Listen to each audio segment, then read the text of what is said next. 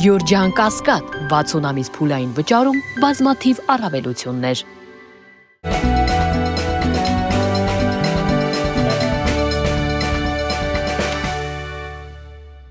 Բարև ձեզ։ Փաստինֆո եթերում շարունակում ենք հետևել միջազգային իրադրությանը։ Վալդայում ավարտվեց Ռուսաստանի նախագահի հանդիպումը փորձագիտական շրջանակների հետ, որի ժամանակ Ռուսաստանի նախագահը մի շարք կարևոր ելույթներ ունեցավ։ Ելույթներն ըստ էության աշխարհաքաղաքական ուղղվածություն ունեին եւ կարծես ցույց էին տալիս Ռուսաստանի գործողությունները ապագա տարիների եւ ամիսների համար։ Հիմա փորձենք հասկանալ, թե ինչ կարևոր հարցերի անդրադարձավ Ռուսաստանի նախագահը։ Առաջինն իհարկե Միացյալ Նահանգների հետ հարաբերություններն են։ Ռուսաստանի նախագահը դեռևս 2 շաբաթ առաջ հանդես էր եկել առաջարկով, որով նշում էր, որ քանի որ այս տարի ավարտվում է հարձակողական սպառազինությունների կրճատման մասին ռուս-ամերիկյան պայմանագրի ժամկետը, ապա առաջարկում է ավտոմատ կերպով այն երկարաձգել գոնե 1 տարի ժամկետով։ Հետո նոր հնարավորություն ունենալ այդ ժամանակահատվածում փորձել աշխատել նոր պայմանագիր ստորագրելու համար։ Տրամպը կարծես թե չէր մերժել այդ առաջարկը։ Եվ հիմա Ռուսաստանի նախագահը անում է հայտարարություն, որից կարելի է հետևել, որ ամերիկյան կողմը իհարկե չի մերժել, բայց կարծես չի էլ համաձայնվել։ Ռուսաստանի նախագահը պարզ նշում է, որ կամ այդ պայմանագրով կշարունակեն, կամ կարող է նաև առանց այդ պայմանագրի շարունակել ապրել։ Այսինքն Ռուսաստանը իր այսպես ձեռքերին տալիս է ազատություն եւ որոշում է կայացնում, որ հարձակողական սպառազինությունների աճը պետք է լինի եւ սա կարելի է դիտարկել իբրև սպառազինությունների մրցավազքի սկիզբ երկու գերտերությունների միջև։ Հաջորդ խնդիրը ամերիկյան Տոմահավք հրթիռներն են, որոնք Տրամպը կարծես թե խոստացել է մատակարարել Ուկրաինային։ Ռուսական կողմը սա մտահոգիչ է համարում, իհարկե նշում է, որ այդ հրթիռները վերջի սերնդի հրթիռներ չեն, բայց ունեն մի շարք խնդիրներ օգտագործման հետ կապված։ Նախ այդ հրթիռային համակարգերը կարող են օգտագործել բացառությամբ ամերիկացի մասնագետներ, իսկ սա նշանակում է ուղիղ կոնֆլիկտի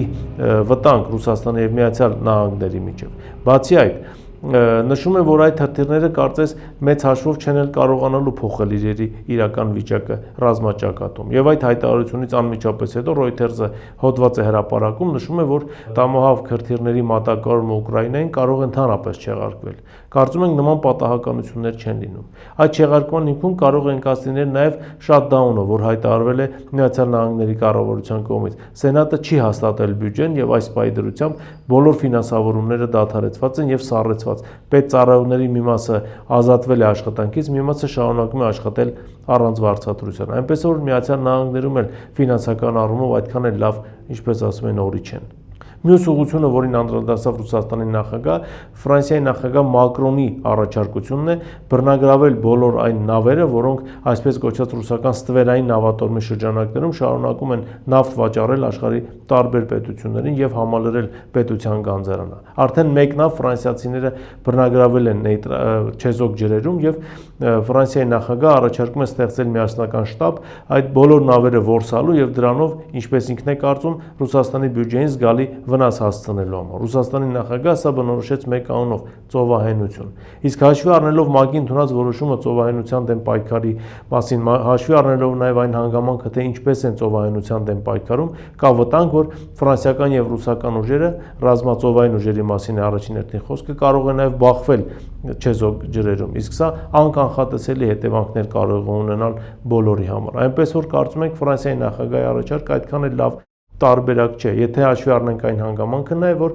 նույն Եվրոպական միության անդամ պետությունները, նույն Միացյալ Նահանգները շարունակում են ակտիվ տնտեսական հարաբերություններ ունենալ Ռուսաստանի Դաշնության հետ, նպաստելով նրա գանձարանի ավելացմանը եւ ստվերային նավատորմի արգրավումը կարծես թե այդքան լավ գաղափար չէ եւ մեծ հաշվով շատ մեծ վնասել չի կարող տալ ռուսական բյուջեին, բայց այն, որ կարող է աշխարհը կանգնեցնել երրորդ համաշխարհային պատերազմի վտանգի առաջ, դա իրականում կարող է անել եւ այս առումով է այս նախաձեռնությունը բավականին վտանգավոր։ Ինչևէ, սպասենք տեսնենք, թե իրադարձությունները ինչպես են զարգանալու Ուկրաինայում եւ Ուկրաինայի հետ կապված։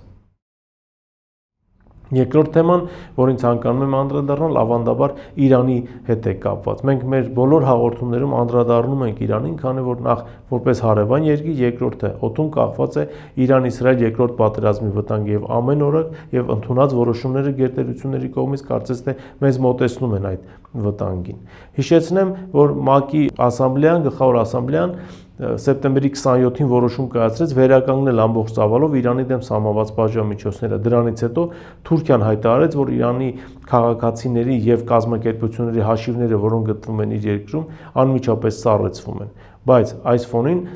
լրատվամիջոցների ուշադրությունից չվրիպեց այն հանգամանքը, որ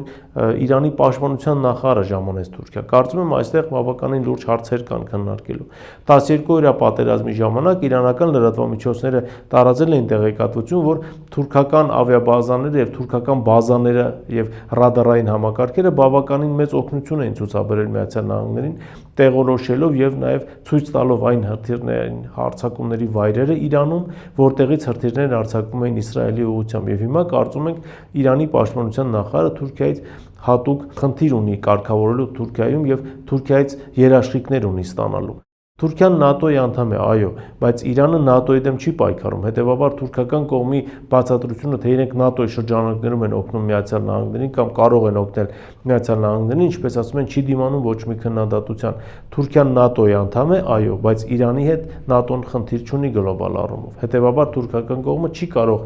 իր այս քայլերը բացատրել ՆԱՏՕ-ի հետ նույն ակումբի անդամ լինելու Միացյալ Նահանգների հետ կապված։ Եվ հետևաբար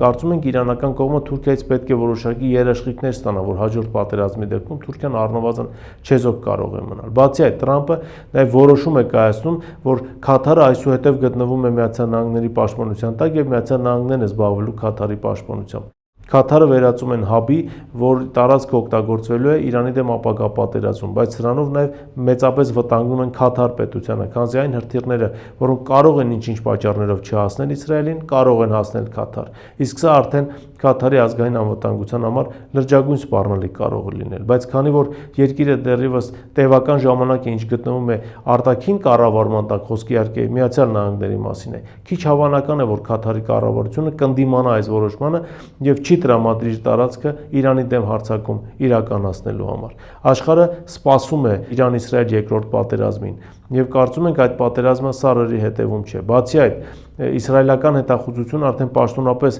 տեղեկություններ է տարածում, թե Իրանը ստացել է ռուսական շուրջ 45 MiG-29 կործանիչներ, սա լուրջ թիվ է։ Սա նաև նշանակում է, որ Իրանը քայլեր է ձեռնարկում ոչ միայն իր ռազմաօդային ուժերը արդիականացնելու ուղղությամբ, այլև կան արդեն խոսակցություններ, որ գրեթե ամբողջությամբ վերականգնել է իր հակաօդային պաշտպանության համակարգը ռուսական եւ չինական զենիթահրթիռային համակարգեր գնելով եւ դրանք տեղակայելով երկրի տարբեր հատվածներում։ Այնպես որ կողմերը պատրաստվում են պատերազմի եւ սպասենք տեսնենք, թե իրադարձությունները այս ֆոնին ինչպես են զարգանալու։ Եվ երրորդ թեման, որին ցանկանում եմ անդրադառնալ, մերձավոր արևելքն է։ Տրամպը որոշում է կայացրել $230 միլիոն հատկացնել Լիբանանի կառավարական ուժերին Հեզբոլլահին զինաթափելու համար։ Սա ուղիղ պատերազմ է, սա ուղիղ քաղաքացիական պատերազմ է Լիբանանում։ Սա նշանակում է նաև, որ Միացյալ Նահանգները սկսել է Իրանի դեմ ռազմական գործողություններից առաջ այսպես կոչված դիմադրության առանցքի թուլացում։ Այդ մասին մենք շատ ենք խոսել։ Հիմնական թիրախները 3-ն են՝ Իրաք, Լիբանան եւ Եմեն։ Այս պայդրությամբ կենտրոնացել են Հեզբոլլահի վրա, քանզի Հեզբոլլան ամենից հզորն է դիմադրության շարժման պրոքսիների մեջ եւ ամենից մեծ բանակն ունի եւ նաեւ տեխնիկական միջոցներն ունի Միացյալ Նահանգներին բավականին լուրջ անակնկալներ մատուցելու եւ Իսրայելին լուրջ անակնկալներ մատուցելու համար։ Մյուս կողմից վստահ ենք, որ լիբանանյան ուժերը իրենք չեն կարողանալու այս ամենը իրականացնել եւ լիբանանյան բանակի անվան տակ Միացյալ Նահանգների հատուկ պատրաստություն անցած ուժերը եւ իսրայելական բանակն է մտնելու Լիբանան պատերազմ սկսելով Հեզբոլլահի դեմ։ Սա արդեն միջազգային իրավական տեսանկյունից կարող է համարվել եւ վստահ են կհամարվի ներխուժում Լիբանանի սուվերեն տարածք։ Սա արդեն Լիբանանի քաղաքացիները որակելու են որպես հարձակում իրենց տարածքի վրա եւ դեռ հայտնի չէ, թե անգամ այն քաղաքական ուժերը հիմնականում սուննի ուղղվածության, ովքեր բարդագույն խնդիրներ ունեն Հեզբոլլահի եւ շիա բնակչության հետ, ինչպիսի վարկագիծ կդրսևորեն եւ արդյոք չեն միանա Հեզբոլլահին ընդհանուր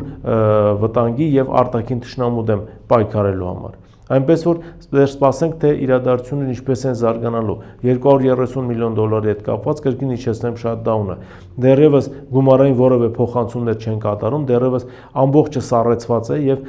շատ դժվար է պատկերացնել, թե ինչպես է կարողանալու Թրամփը այս ֆոնին բացատրել իր հարկատուներին եւ ԱՄՆ քաղաքացիներին, որ իրենք սոցիալական ծրագրերը կանգնեցրել են, բայց միևնույն ժամանակ $230 միլիոն կարողացել են գտնել հեռավոր Լիբանանում ինչ որ կազմակերպության Հեզբոլլահի դեմ ռազմական գործողություններ իրականացնելու համար։ Այս թեմաներն են, որոնց այսօր ցանկացա անդրադառնալ, այսօր այսքանն է, շնորհակալություն, կհանդիպենք եթերում։